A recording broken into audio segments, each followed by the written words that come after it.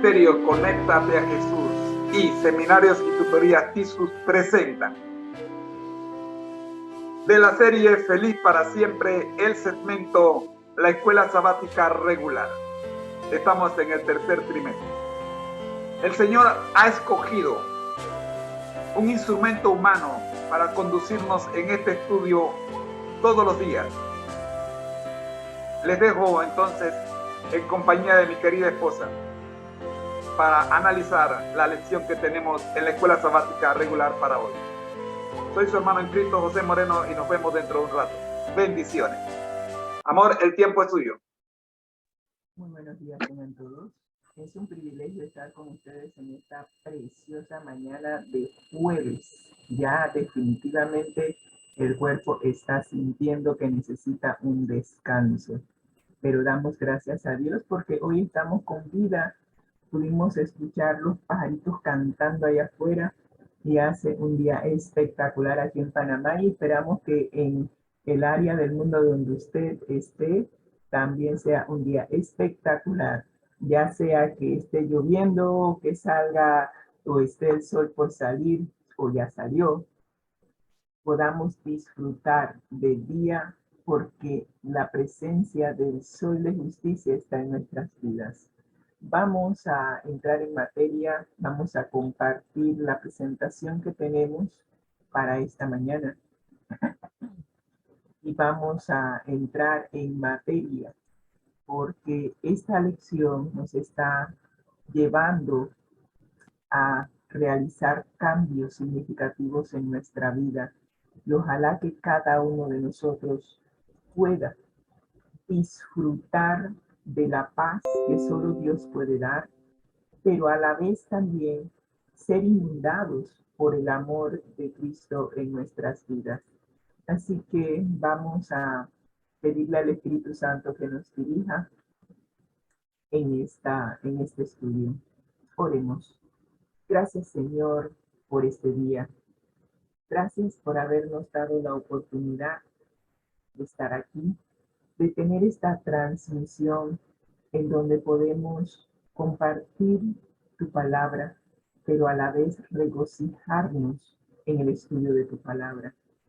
Que tu Santo Espíritu nos dirija, que podamos abrir nuestra mente, nuestro corazón, para que podamos comprender cuáles son las lecciones que tienes para nosotros, pero a la vez esas lecciones nos transformen, que podamos reflejar que tú moras en nuestro corazón y que al reflejar tu imagen, tu carácter, otras personas también quieran conocerte y entregar sus vidas a ti. Que tu Santo Espíritu nos dirija en estos momentos en el estudio de tu palabra. En el nombre de Cristo Jesús. Amén y amén.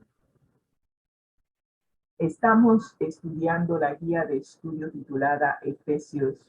Efesios, pero siguiendo a Jesús en tiempos de prueba. Y hemos también estado estudiando el libro de los Salmos.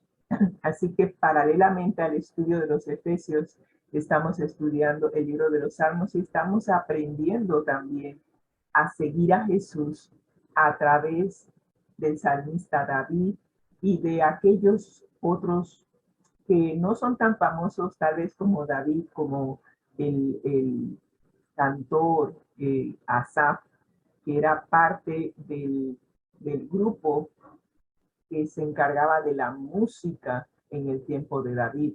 Él también escribió varios salmos y creemos que en su mayoría los salmos que estamos viendo en el libro 3 están compuestos por Asaf. Pero este Salmo 9 está compuesto por David.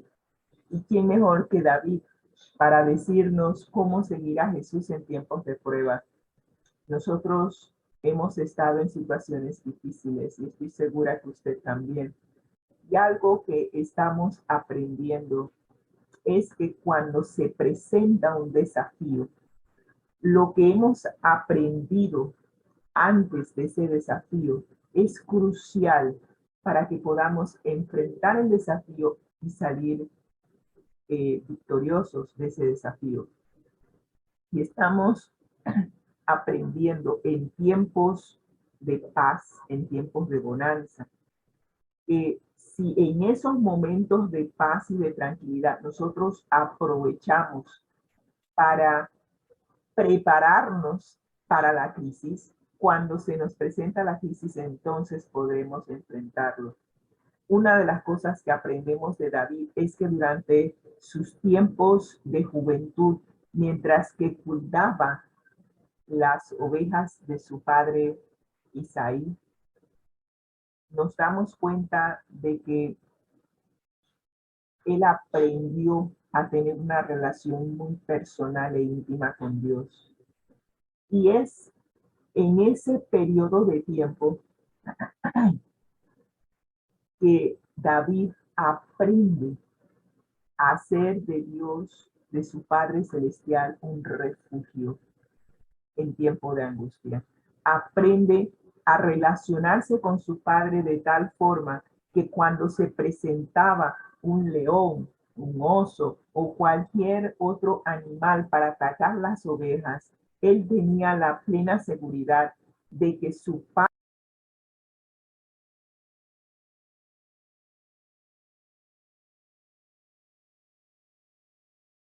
Celestial le daría la fortaleza para defender las ovejas y de impedir que los animales pudiesen destruir el rebaño de su Padre terrenal, pero a la vez de su Padre Celestial, porque es a través de ese cuidado de las ovejas que David aprendió a cuidar las ovejas del pueblo de Israel. Sí, todo lo que nosotros aprendemos a lo largo de nuestra vida nos sirve de plataforma para enfrentar los desafíos. Y el salmista en el Salmo 9 nos dice que el Señor será refugio del pobre. ¿Cómo sabe él que el Señor será refugio del pobre si él no hubiese estado en esa situación? Estando desprovisto de un hogar, del apoyo de su familia, mientras que huía de Saúl, se encontró pobre. Imagínate, tú vienes de una familia, creo que habían 10 o 11 hermanos, eran bastante de ellos en la familia de David. Su papá tenía muchas ovejas. Él venía de una familia, diríamos, bastante acomodada, no tenían necesidad. Luego vence a Goliat, es llevado al palacio del rey, se casa con la hija del rey, su vida cambia y de repente su suegro es poseído por quién sabe cuántos demonios y decide que David es un enemigo de él y trata de matarlo. Y por años su suegro estaba obsesionado por matarlo. Pero David había aprendido en sus tiempos mozos que Dios es su refugio. Y ahora es pobre, sí, es pobre. Se quedó sin hogar, se quedó sin familia, está como un fugitivo huyendo por su vida. No tiene un hogar, no tiene una casa, no tiene una cama donde poner la cabeza. Es pobre. Cambió su suerte de vivir en el palacio del rey a ser un fugitivo. Él sabe lo que es tener una relación con Dios, así que se refugia en el Señor y ahora aún más es pobre. Y Él te dice, el Señor será refugio del pobre, como lo fue para Él, refugio para el tiempo de angustia. Y Él te puede decir eso porque Él aprendió cuando estaba en tiempos de paz y de tranquilidad a hacer del Señor su refugio. Y yo quiero invitarte hoy, si no estás pasando por ningún desafío, si no tienes ningún problema significativo, si de repente consideras que las pruebas por las cuales estás pasando no son de mayor envergadura, Aprovecha el tiempo. Ahora es el momento de estudiar la palabra, de entablar una relación con Dios que te va a ayudar para que cuando te venga la tormenta puedas hacer del Señor tu refugio en tiempo de angustia. Qué importante es tener una relación con Dios ahora, porque nosotros no sabemos cuándo va a venir la siguiente pandemia, tampoco sabemos cuándo va a llegar una crisis en nuestra vida. Así que ahora es el momento de prepararse y utilicemos el lema de los scouts, de los niños exploradores, siempre listos. Estemos siempre listos para lo que pueda suceder y eso se hace cuando todo está relativamente en calma. Así que aprendamos y hagamos del Señor nuestro refugio para el tiempo de angustia. Y la lección o la guía de estudio de este trimestre quiere llevarnos a experimentar, si somos cristianos, experimentar nuevamente entonces el primer amor y el gozo de seguir a Jesús, pero más en tiempos difíciles. Y si no has experimentado el gozo de seguir a Jesús, te invito a que llegues a conocerlo. Estudia la palabra de Dios, estudia los evangelios y allí encontrarás que Dios es amor. Primera de Juan, capítulo 4, versículo 8. Cuando llegues a conocer al Padre a través del Hijo, te vas a dar cuenta de que el Padre y el Hijo uno son. Por ende, si has visto a Jesús, si has conocido a Jesús, también habrás conocido al Padre. Así que conozcamos a los dos y al Espíritu Santo, que es el que nos guía, es la persona de la divinidad que está con nosotros hoy guiándonos para que podamos aprender y podamos conocer a nuestro Padre. Y cuando lo llegues a conocer, no lo sueltes, permanece con Él, permite que Él te adopte como hijo. Y cuando tú permites eso, puedes tener la plena seguridad de que como padre, Él no va a faltar a su responsabilidad. Él va a suplir cada una de nuestras necesidades si nosotros así se lo permitimos. Nuestro Padre Celestial no es un padre irresponsable. No hay que estar pidiéndole pensión alimenticia. Él se va a encargar de suplir cada una de nuestras necesidades conforme a sus riquezas en gloria. Estamos en relación con aquel que es Rey de Reyes y Señor de Señores, aquel que creó el mundo. Tenemos el privilegio de llegar a ser hijos adoptivos de la nobleza, hijos adoptivos de aquel que no le falta nada, que es rico en misericordia, en amor y en todo, en todas las áreas. Tiene suficiente para suplirnos más de lo que nosotros podemos imaginar. ¿Por qué no permitir que nos adopte? ¿Qué te cuesta? Simplemente ríndete. Deja que Dios sea Dios en tu vida. Permite que te adopte como hijo y Él se encargará de llevarte a puerto seguro, de guiarte, conducirte para que un día puedan llegar a conocerse físicamente, porque ahora tenemos el privilegio de conocerlo espiritualmente. Y Él mora en nuestras mentes, en nuestros corazones, y como Él mora allí, nosotros estamos en relación constante con Él, hablando con Él en nuestra mente. Así que conocerlo es nuestro privilegio ahora, y cuando lo llegamos a conocer, tendremos vida, vida en abundancia, vida eterna.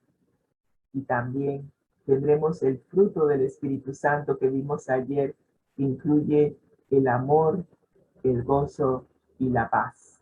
Así que experimenta el amor y el gozo y la paz que solo Dios te puede dar.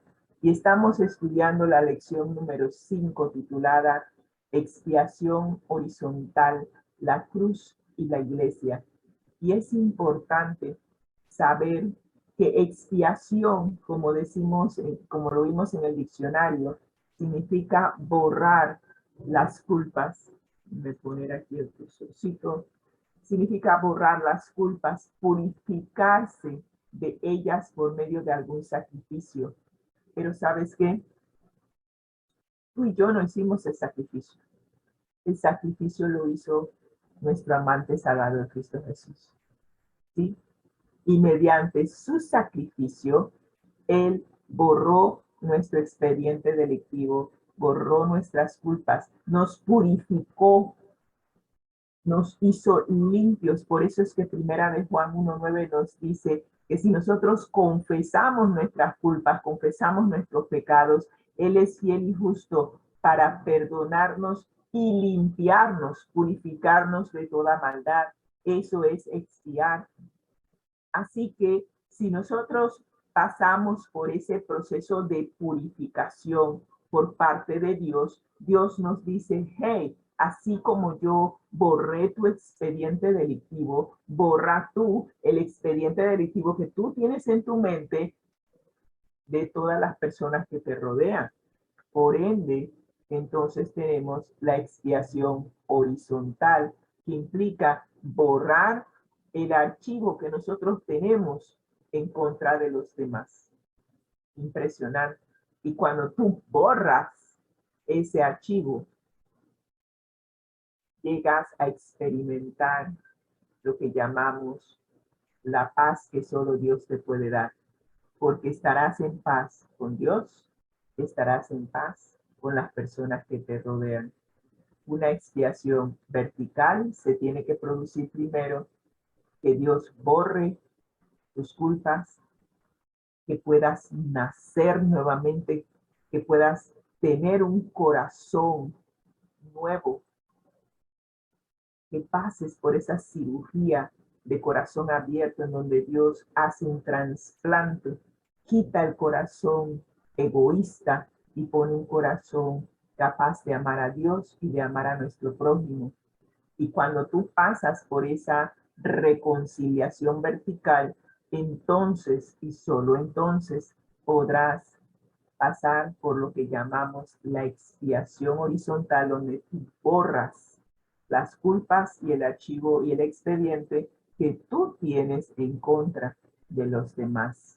Y si cada uno hace eso, eventualmente llegamos a formar parte de la gran familia de Dios, la iglesia.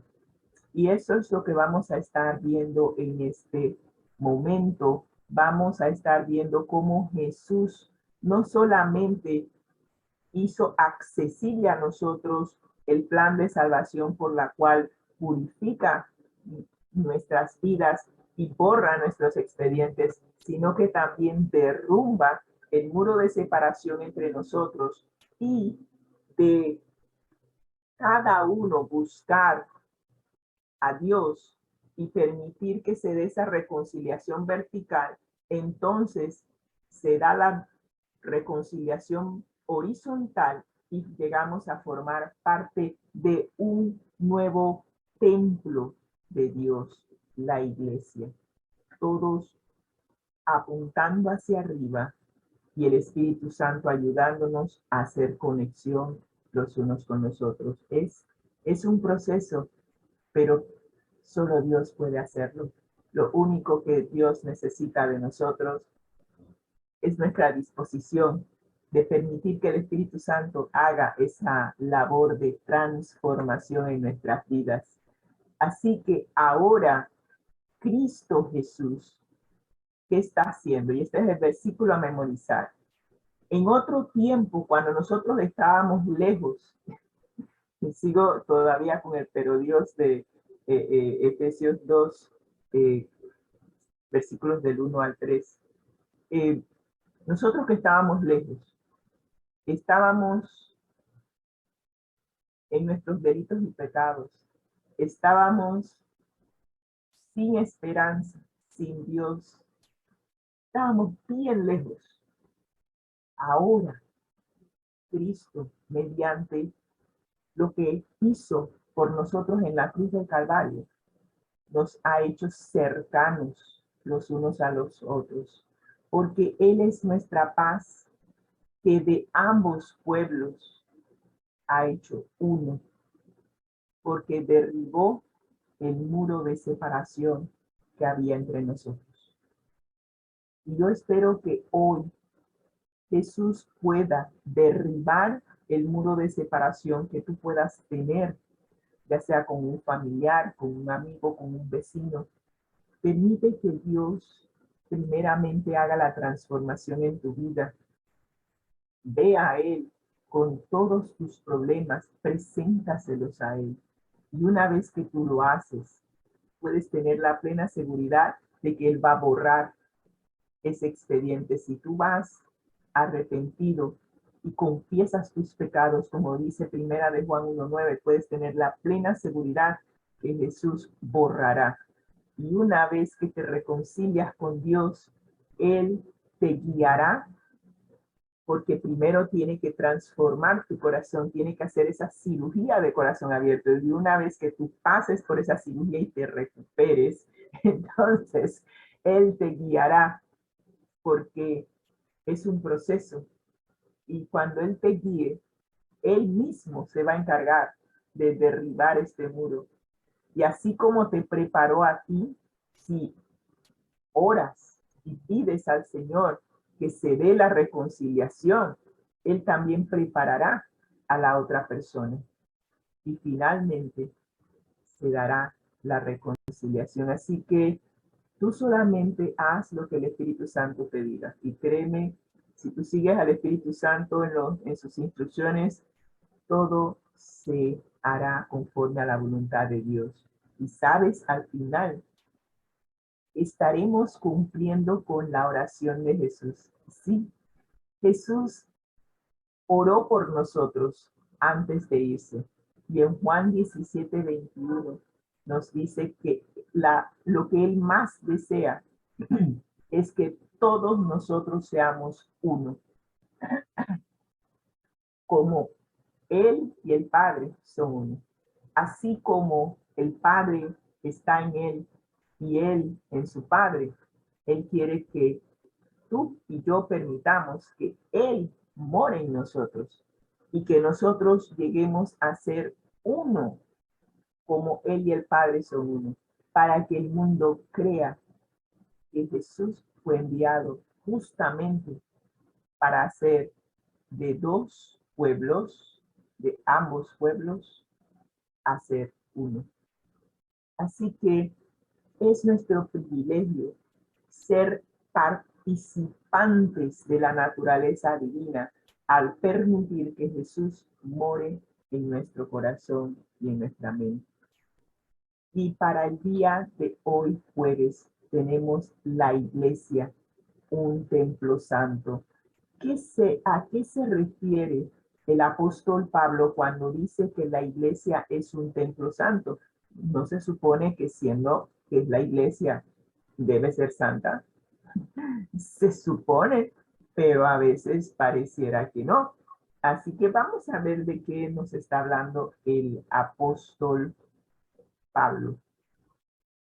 Tengo que sintonizar porque como estaba escribiendo lo del Salmo de mañana, me quedé con el apóstol Juan. Así que estamos con el apóstol Pablo.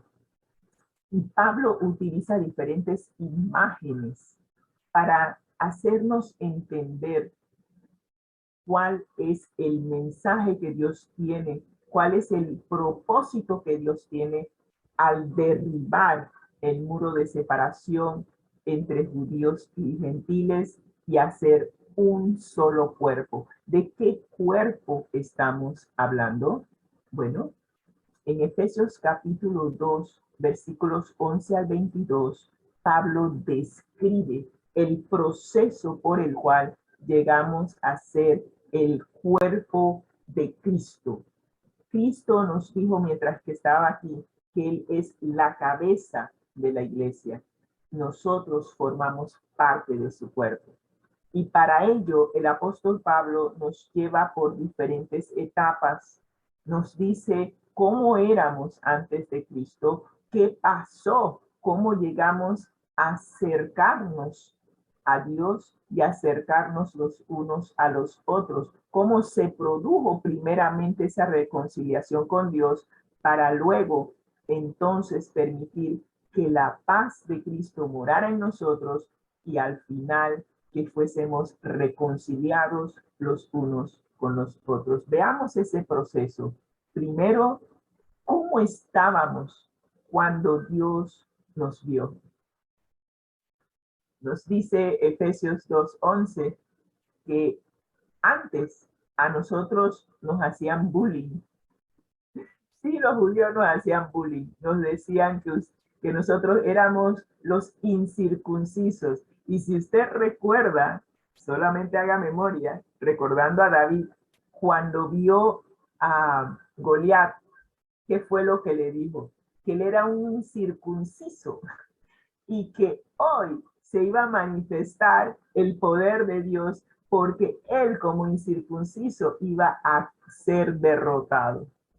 Ese siempre fue la mentalidad del pueblo de Israel, que los incircuncisos no teníamos derecho a tener una relación con Dios, que lo que merecíamos era la muerte.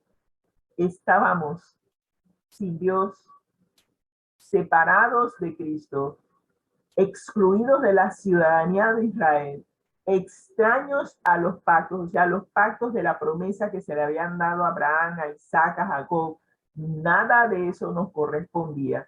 Estábamos totalmente sin esperanza, sin Dios y sin nada. Prácticamente muertos en vida. ¿Sí? Porque si no tienes a Dios, que es la fuente de vida, entonces eres un mero zombie. Si es que eso no existe, pero para que hagamos la relación, estás muerto en vida. Así que, ¿qué te puedo decir? Esa era nuestra situación cuando Dios nos miró y dice, wow, esto no puede continuar así. El plan de salvación es para judíos y para gentiles, pero los judíos se han apropiado del plan de salvación y han excluido al resto del mundo. Esto no puede seguir así. Y encima de eso les hacen bullying diciendo que son la incircuncisión. ¿Y por qué la incircuncisión? Porque el pueblo de Israel se distinguía de los demás pueblos por ese proceso de circuncisión que se hacía a los niños, creo que después de los 6-7 días de nacidos. 8. Ok, gracias por la corrección. Ya yo sabía que andaba por ahí cerca. Así que ellos eran la circuncisión según la carne, ¿cierto?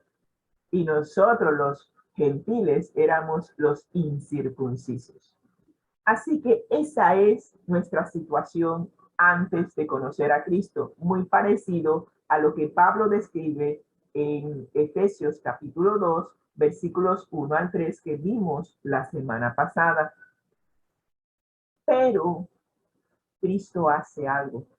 Cuando Cristo muere en la cruz.